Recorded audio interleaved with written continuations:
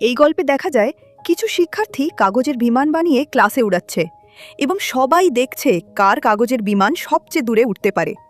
বেশিরভাগ বিমান বেশি দূর না গিয়ে সরাসরি মাটিতে পড়ে যায়, কিন্তু ডিলানের বিমানটি থামে না, একটানা উঠতেই থাকে। ঠিক তখনই শিক্ষক দরজা খুলে ঢোকে, আর সেই বিমানটা দরজার ভেতর দিয়ে ক্লাসরুম থেকে বাইরে চলে যায়। সবাই অবাক হয়ে যায়।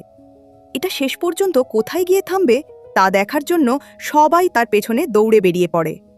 কিন্তু বিমানটা তখনও উঠছে, একদমই গতি কমছে না, এমনকি পুরো খেলার মাঠও পার হয়ে যায়। শিক্ষক এই দৃশ্য দেখে হতভম্ব হয়ে যান এবং ডিলানকে সরাসরি জাতীয় কাগজের বিমান প্রতিযোগিতায় অংশ নিতে বলেন। প্রতিযোগিতার স্থানে গিয়ে ডিলান একটি ছেলেকে দেখে, যার বিরুদ্ধে কেউ কখনো জিততে পারেনি। প্রতিযোগিতা শুরু হয়, সবাই একই সাথে তাদের বিমান ছুড়ে দেয়। এক রাউন্ডেই বিজয়ী নির্ধারণ হবে। বিজয়ী বিশ্ব চ্যাম্পিয়নশিপে যাওয়ার সুযোগ পাবে।